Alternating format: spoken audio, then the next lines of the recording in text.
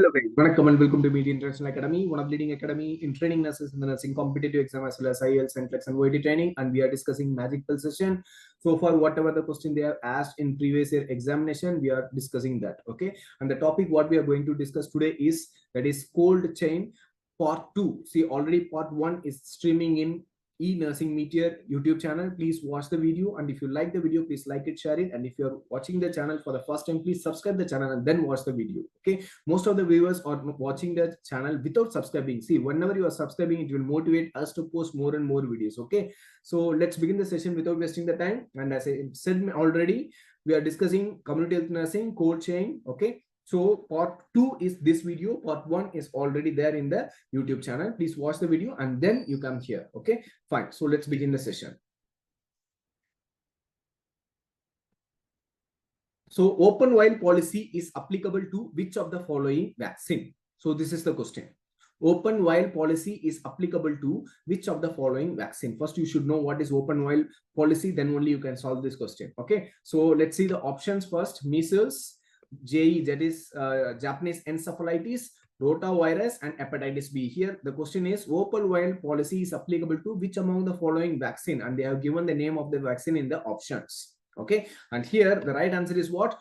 Option D, that is hepatitis B. Open vial policy is applicable only to hepatitis B vaccine. So what is open vial policy? You can see very clearly here, open vial policy, it is started in the year of 2015. It allows the reuse of partially used vials. It allows reuse of partially used vial. The vial is used partially. Okay, so those vial can be reused like a multi-dose vials. Okay, so what are the vials can be reused?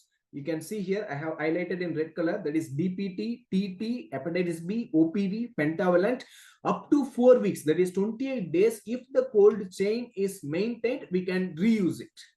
This is called as what? Open vial policy, and it is applicable from 2015, applicable only for 5 vaccines. The first one is DPT, second one TT, hepatitis B, OPV, pentavalent. Up to 4 weeks we can reuse it. Okay, you can ask one question, sir, in pentavalent what are all the vaccines will be there? That's why I added this image: diphtheria, pertussis, tetanus, hepatitis B, and Hib. Okay, the next one is, it is not applicable for this open vial policy. It is not at all applicable for BCG, measles, Japanese encephalitis, and rota vaccine. So these were options only given here. Okay, so that's why I have eliminated measles, Japanese encephalitis, and rotavirus, and I have selected the right option, that is hepatitis B. Okay, guys, all unopened or unused vials from the immunization center. For example, if you are taking the vials to the immunization center for immunizing the patients, okay, so from there, if the vials are not used, okay, so that is maintaining the cold chain. Even though it is not used, but still the cold chain is maintained, means again it can take it back to the ILR. Okay, that is ice-lined refrigerator. Usually the ice-lined refrigerator, it will be there in the PHC, related to ice-lined refrigerator in PHC and all other areas. I have mentioned very clearly in the part 1. Please watch the part 1 videos. In that it is clearly mentioned. Okay, so maximum 3 times we can do like this. Maximum 3 times. That is all unopened and unused vaccines from the immunization area. If the cold chain is maintained, it can be brought to the ILR at PHC maximum for 3 times. Maximum for how many times? 3 times. Okay, all the numbers are very, very important. Okay, so the next question is, it is not next question, and extra information for you, because this question already asked so many times in the exam. That's why I added here. See, color coding in the vials. If the, see, this is the vial, it is having a code, that is color code. Okay, so in the center it is white in color, and outside it is little dark in color, right? The center one is white, means it shows the inner square is lighter than the outer square. Okay, the inner square is lighter than the outer circle. In the center it is square, and surrounding it is circle, right? So inner square is lighter when compared to outer circle. Yes or no? Outer circle is dark and inner circle is lighter. Then it can be used. If the expiry date is still there, we can use this wire. Okay, and second one, at a later time, the inner square is still lighter. See, when it is lighter, and here it is near to the dark, right? But it is not becoming dark like this. It is near to the dark. Okay, so this time also it is visible. The difference between the square and circle is visible, right? So this time also we can use the wire, because the expiry date is not came till now. Okay, if the expiry date is still there, okay, then we can use the wire. And the next one is, see, there is no color differentiation at all. In this situation, we should not use the wire. We have to discard at this point. And here you can see the black color in the center and light color in the circle. Black color square, light color circle. So if this discoloration is there, means again we have to discard it. So when we can use the wire, only if the center square is lighter, like these two, the first two, the center square is lighter and still the expiry is there, means we can use it. All other areas we have to discard it. Everything is mentioned very clearly in this slide. Okay, so the next question is the ideal storage temperature for a polio vaccine. It is a direct question. Minus 20 degrees centigrade, minus 10, minus 5, minus 15 degrees centigrade. Being a direct question, you can see the answer here. Option A is the right one. Minus 20 degrees centigrade is the right answer. So the polio can be stored at minus 20 degree centigrade. Reverse cold chain is used for. What is reverse cold chain? If you know that, you can answer this question. The reverse cold chain is used for carrying stool sample of polio patient from PHC to laboratory. Underline the word stool sample. And second key point is from PHC, they are taking back to the laboratory. Usually what will happen, from the laboratory only, they will be bringing to the PHC or sub-center or district level. But it is happening in the reverse direction, right?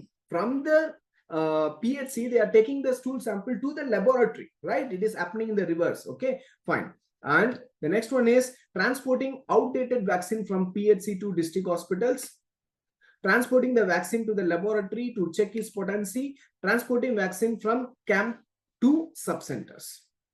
Okay, so here the right answer is what? Option A, that is carrying stool sample of polio patient from PHC to the laboratory. So what is cold chain? That is reverse cold chain. Why we selected option A? The rationale is clearly mentioned here. Reverse cold chain is the process of maintaining the cold chain when the heat sensitive items are stored and transported in reverse direction. Underline the key point, heat sensitive items. That is the first vital point. Are stored and transported in the reverse direction. What is reverse direction? Just now I said from the PHC to the laboratory.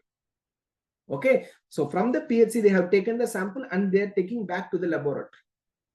Okay, that is reverse direction. It is commonly used for the transportation of stool sample in red color container. Underline the word stool sample and red color container, and they will be transported with maintaining the temperature of plus 2 degrees centigrade to plus 8 degrees centigrade.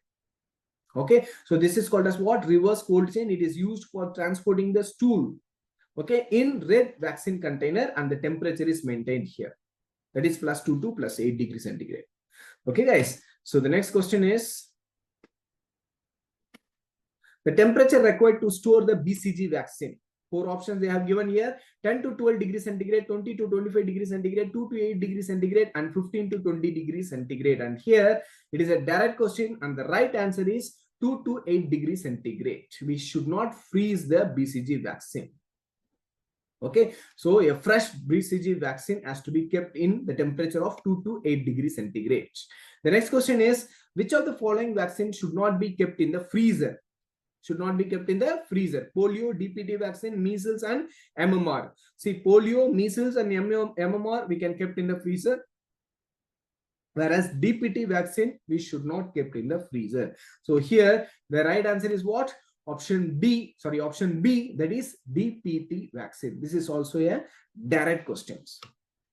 Okay, guys. So far we discussed about cold chain. In the next video, again, we will be discussing important point related to cold chain or vaccination. Okay. So if you have any doubt anywhere related to this content, you can drop a message in the comment section. Thank you very much and all the best for your upcoming exams, guys.